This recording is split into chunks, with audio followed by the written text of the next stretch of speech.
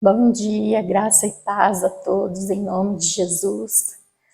As misericórdias do Senhor já se renovaram sobre as nossas vidas nessa manhã, por isso estamos aqui para louvar e engrandecer o nome do nosso Senhor e Salvador Jesus Cristo.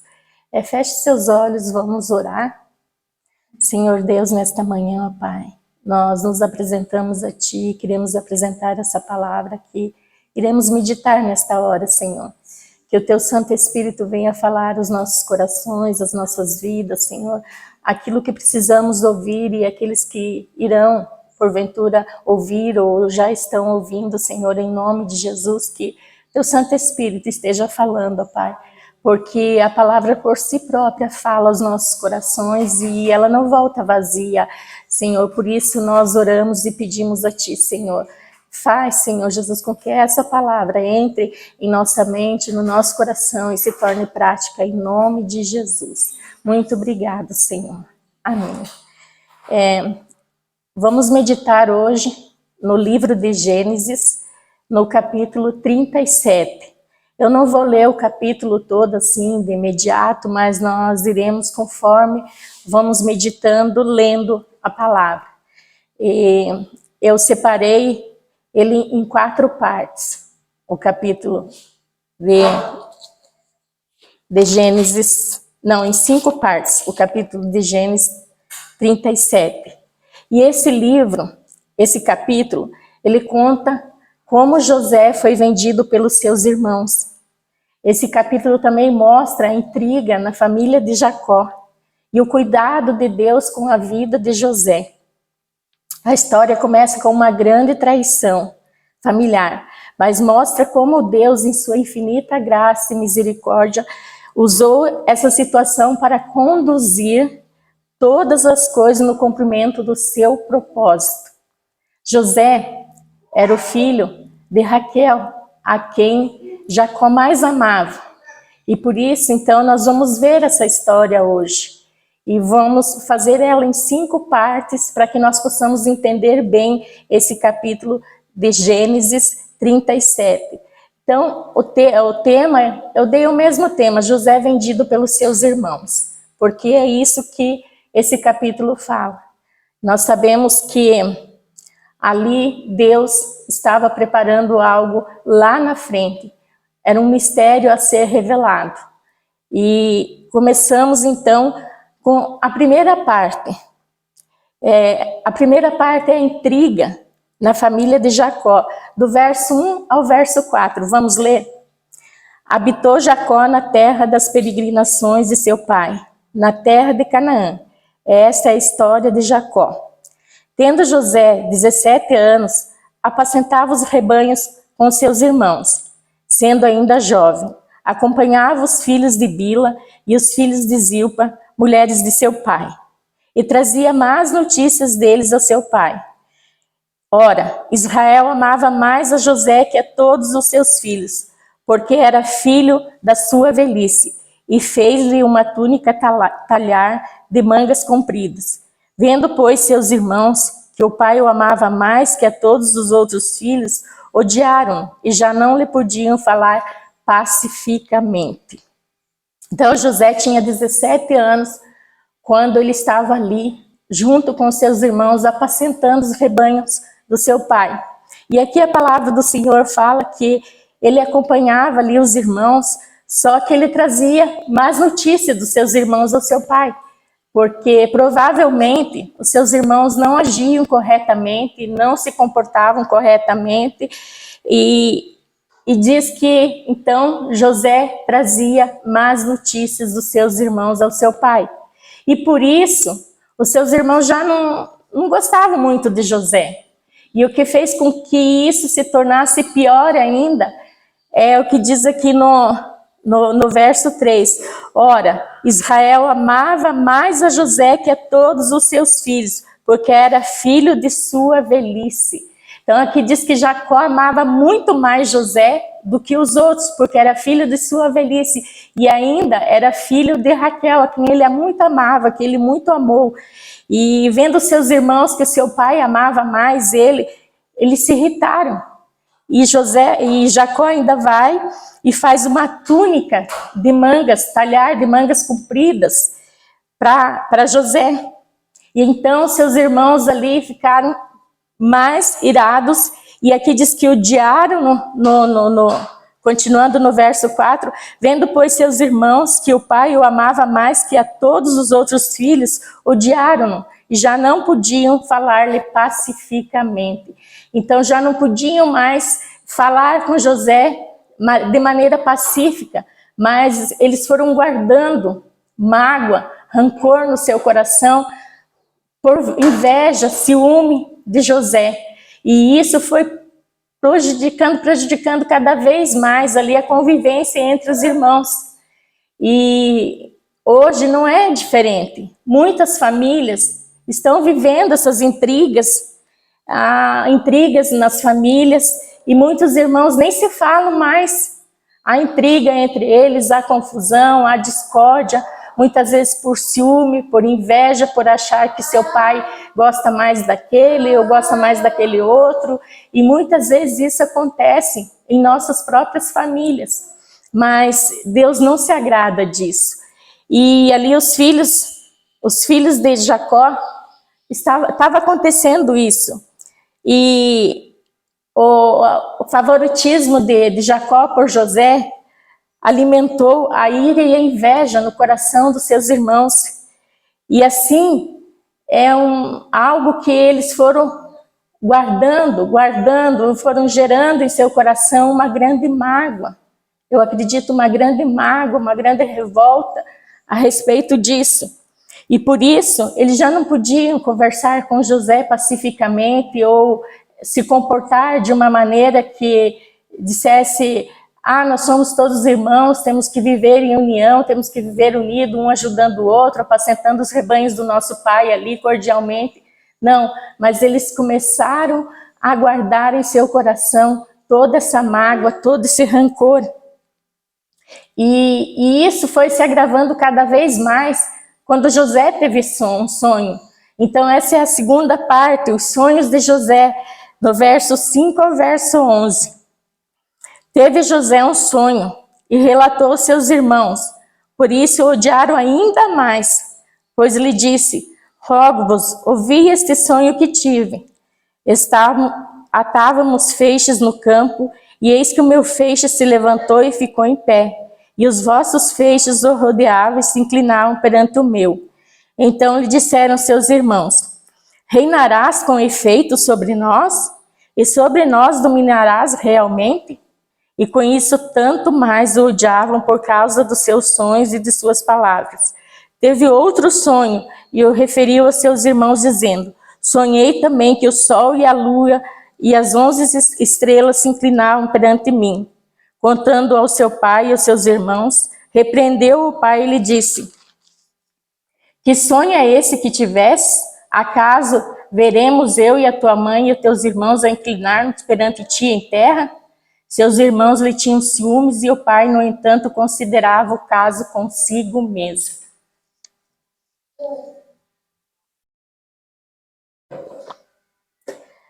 Os sonhos de José. Tudo já estava ali acontecendo entre eles como irmãos, o ciúme, a inveja. Nós vimos aqui que quando José sonhou e contou o sonho, seus irmãos ainda odiaram muito mais. Diz assim: teve José um sonho e relatou aos seus irmãos, por isso odiavam ainda mais, começaram a odiar a José ainda mais, porque José começou a contar os sonhos que ele teve aos seus irmãos, ao seu pai, e era um sonho profético que Deus estava dando a José. Só que eles não entendiam. E cada vez mais eles perseguiam José e odiavam a José.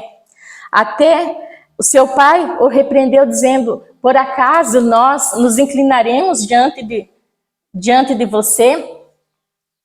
Acaso veremos eu e a tua mãe e os teus irmãos a inclinar-nos perante ti em terra? Eles falaram: o que é isso? Que sonho é esse que você tem, José? Por que você fala assim? E os seus irmãos ali odiavam, mas o seu pai guardou isso no coração. Apesar de ter repreendido José, mas ele guardou isso no seu coração. E os seus irmãos, então, começaram a planejar, a fazer coisas que talvez já estivesse ali acontecendo há muito tempo no seu coração. E eles começaram então a planejar uma conspiração, uma traição contra José. E essa é a terceira parte, do verso 12 ao 24, que diz assim: e como foram os irmãos apacentar o rebanho do pai em Siquém, perguntou Israel a José: não apacentaram teus irmãos o rebanho em Siquém? Vem, enviar-te-ei a eles. Respondeu-lhe José: eis-me aqui.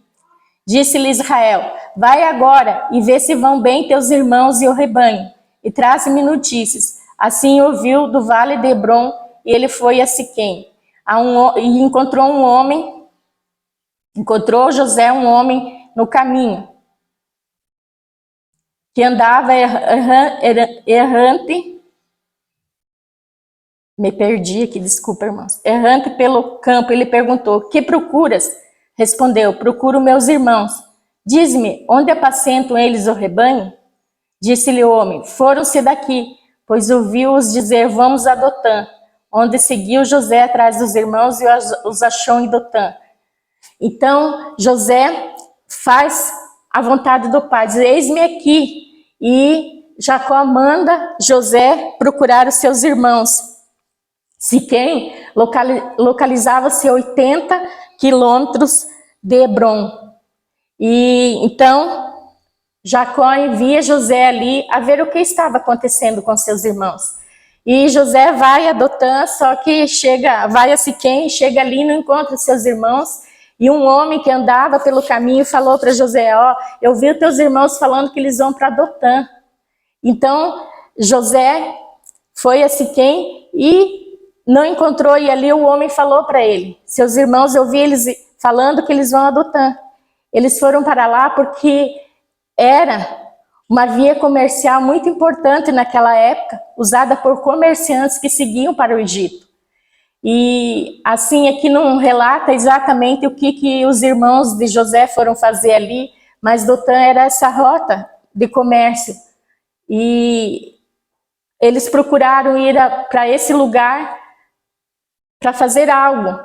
E José foi e os encontrou eles ali em Dotã, onde eles estavam. E quando José os encontrou, eles falaram de longe: olha, lá vem o sonhador. O verso 18 a 24 diz assim: de longe o viram e antes que chegasse conspiraram contra ele para matar. E diziam um ao outro: lá vem o tal sonhador.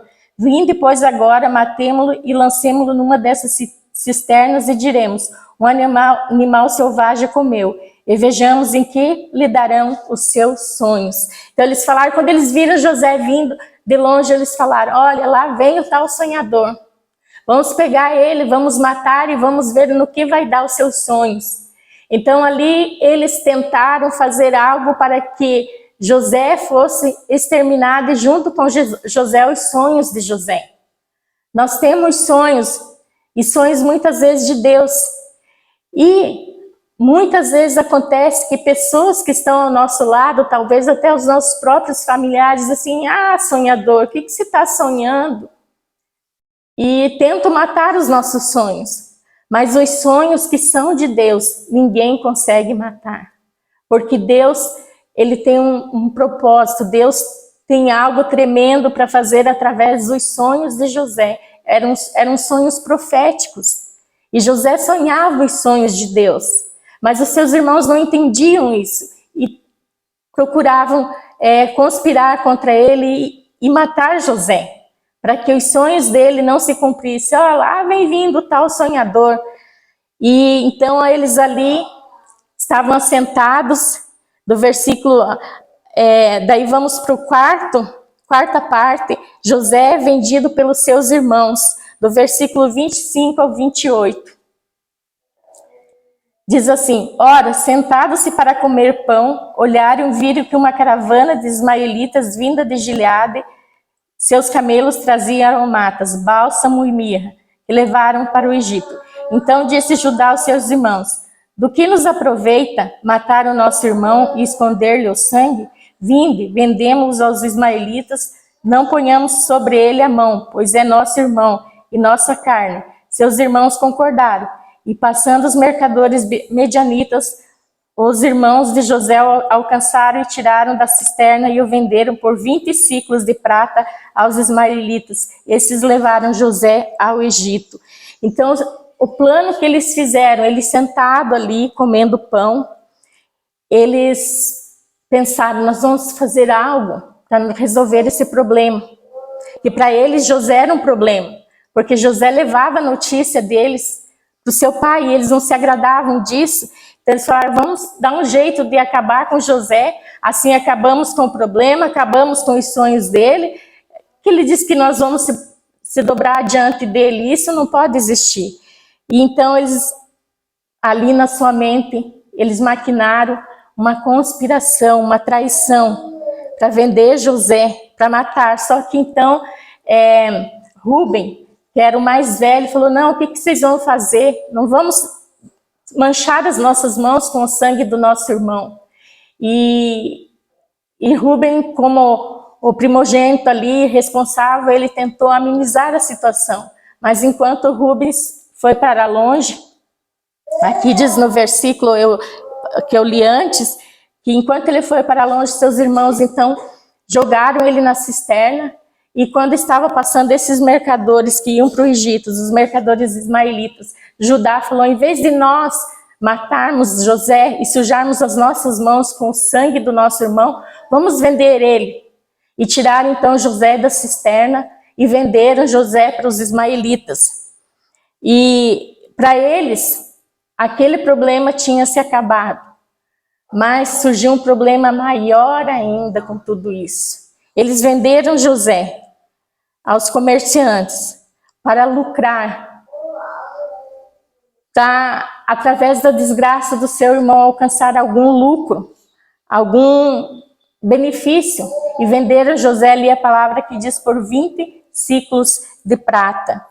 Mas com isso eles não entenderam, eles não compreenderam que o pai deles ia ficar muito triste com tudo isso. E isso gerou um problema maior ainda, eles achando que iam resolver o problema e gerar um problema maior ainda, porque aí gerou uma grande tristeza. E a quinta parte é a tristeza de Jacó, verso 29 a 36, que diz assim, tendo Rubem voltado à cisterna, eis que José não estava nela. Então rasgou as suas vestes e voltando aos seus irmãos disse, não está lá o menino, e eu para onde irei? Então tomaram a túnica de José, mataram o bode e a molharam no sangue. Enviaram a túnica talar de mangas compridas, fizeram-na levar ao seu pai e lhe disseram, achamos isso, vê se não é a túnica do teu filho.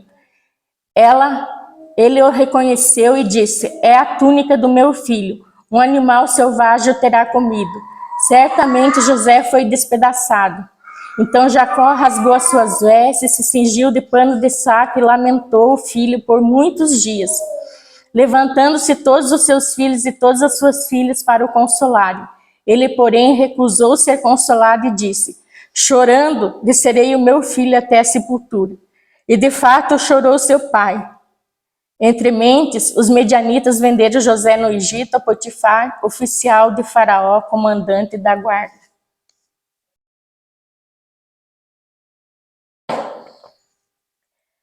A tristeza de Jacó. Seus irmãos, então, pensaram num plano. O que nós vamos fazer agora? Rubem, quando voltou à cisterna, viu que José não estava mais ali, ele ficou apavorado. O que eu vou fazer agora? Então tiveram a ideia de matar um bode e sujar com o sangue daquele bode a túnica de José e entregar a seu pai. E quando entregaram ali para Jacó, Jacó pensou, um animal feroz despedaçou o meu filho. E assim Jacó começou a chorar e se lamentar pelo seu filho. E os outros filhos, suas outras filhas tentaram consolar Jacó e de maneira nenhuma Jacó conseguia ser consolado. E nós vimos então que esses medianitas, levaram José para o Egito. E lá José foi vendido a Potifar. Essa história poderia terminar de uma maneira terrível, trágica, mas não. Deus tinha um plano em tudo isso. E quando José foi levado ao Egito e vendido ali e entregue para Potifar, a história de José, a história daquele povo, não ia acabar numa tragédia. Essa história tinha tudo para terminar de maneira trágica, de uma forma que não teria mais esperança ali para a família de Jacó. Mas Deus, no seu infinito amor, Deus, na sua infinita misericórdia, e de uma maneira graciosa, estava cumprindo o seu propósito, o seu plano. E aquele rapaz que foi vendido ali no Egito, um provável escravo, se tornou o governador da maior nação daquele tempo. Um escravo se tornou o governador daquela nação maior naquele tempo. E com tudo isso, Deus tinha esse propósito, que José iria servir como salvador do seu povo em tempo de grande crise. Esse era o propósito de Deus na vida de José. Ninguém entendia, seus irmãos não entendiam, seu pai não entendia. Lá vem o sonhador, o que está acontecendo? Nós não iremos se prostrar diante do nosso irmão, o pai e a mãe, que é isso que você está falando, que nós iremos nos prostrar diante de ti. Mas Deus tinha o propósito, e aquele escravo se tornaria o governador daquela nação mais poderosa naquele tempo, e ele iria salvar o seu povo numa época de crise. Com isso, nós entendemos que Deus está no controle de todas as coisas. Deus está no controle. Eu não sei como está a tua família. Eu não sei qual é o relacionamento entre você, entre teus familiares, entre irmãos. Nós sabemos que nesses dias é tão difícil esse relacionamento entre pais e filhos, irmãos. Muitas famílias estão sendo destruídas. Muitos filhos matam os próprios pais por ganância, por herança, muitas vezes por ciúme, inveja. Irmãos se matam por causa de herança, por causa de dinheiro. E aqui nós vimos na família de Jacó que essas intrigas aconteciam também. Por Jacó amar mais aquele filho, que era o mais moço, era o filho da sua velhice, e da mulher que ele mais amava, ele gerou um grande ciúme ali. Nós, como pais, temos que ter essa sabedoria e esse entendimento que os nossos filhos são todos iguais. Nós não podemos preferir um mais do que o outro, porque como nós vimos aqui, vai gerar contendas, vai gerar ciúme, vai gerar inveja, e isso não é do agrado do Senhor. Eu quero dizer para você, e essa palavra falou comigo também grandemente, que se há algo que está acontecendo dessa maneira na tua família, olhe para Jesus. Olhe para Jesus e peça socorro, peça ajuda do Senhor. Porque nós estamos vivendo em tempos de crise.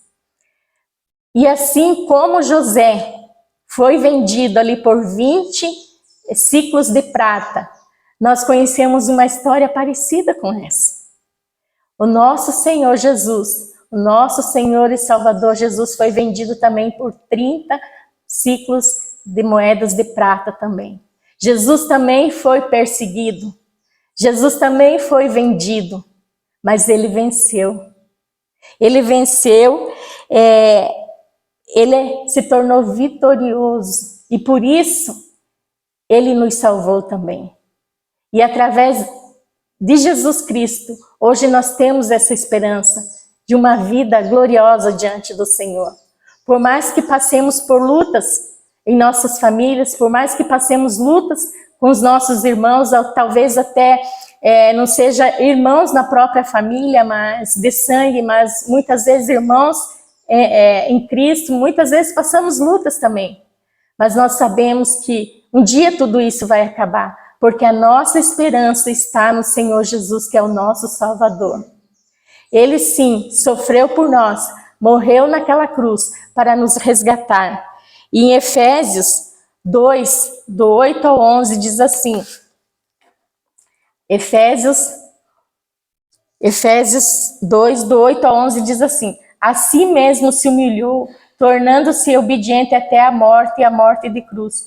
Pelo que também Deus o exaltou de sobremaneira, lhe deu o nome que está acima de todo nome, para que no nome de Jesus se dobre todos os joelhos, na terra e debaixo da terra, e toda língua confesse que Jesus Cristo é o Senhor, para a glória de Deus Pai. Então, há uma solução para essas intrigas, há uma solução para aqueles que são invejosos, para aqueles que são maldosos, para aqueles que guardam a ira no seu coração. Há uma solução, Jesus Cristo. Ele morreu pelos nossos pecados, ele nos liberta, ele se humilhou ali naquela cruz, para que hoje nós tivéssemos essa vida, e essa vida em abundância em Jesus Cristo. Então creia, se algo está acontecendo na tua família, se está havendo perseguição, se está havendo inveja, se está havendo ira, se está havendo contendas, coloque isso diante do Senhor, que o nosso Senhor Jesus, Ele pode alcançar a tua vida, alcançar a tua família, e tudo isso pode ser mudado pela palavra, porque a palavra é água viva que limpa o nosso interior e transforma os nossos corações. E já nós não teremos mais ira, contenda, ou mesmo espírito de vingança como tinham os irmãos de José. Mas nós colocamos diante do Senhor. E o Senhor Jesus nos limpa, nos purifica e nos transforma. Creia, creia e confesse o nome de Jesus se você ainda não confessou. Mas aqueles que já confessaram o nome de Jesus, tenham esperança que o dia de amanhã pode ser melhor, para a honra e glória do nome do Senhor Jesus. Não desista, não desanima, prossiga em fé em todo o tempo, em nome de Jesus. Vamos orar? Senhor Deus, nós te louvamos, ó Pai, porque a Tua palavra sempre fala aos nossos corações. A Tua palavra, Senhor, sempre está nos renovando, está nos purificando. E nessa manhã, ó Pai, nós entregamos as nossas vidas completamente aos Teus cuidados, ó Pai. E se há em nós, ó Deus, alguma inveja, algum ciúme, alguma ira, que o Senhor vá nos limpando, que o Senhor vá nos purificando, Senhor Jesus, para que possamos ser alcançados e um dia estarmos contigo, ó Pai. Em nome de Jesus, se alguém que está ouvindo essa palavra está com algum problema na sua família, em nome de Jesus nós colocamos diante do Senhor e dizemos, Senhor Jesus, vem com as tuas mãos poderosas e salva, cura, liberta, Pai. Em tempos de crises nós temos essa confiança, nós sabemos em quem confiar, nós sabemos que a nossa esperança está no Senhor. Por isso nós te louvamos nessa manhã e te dizemos muito obrigado, Senhor, porque o Senhor vem sobre as nossas vidas, sobre os nossos familiares e nos abençoa em nome de Jesus. Muito obrigado. Obrigada a todos em nome de Jesus. Deus abençoe. Amém.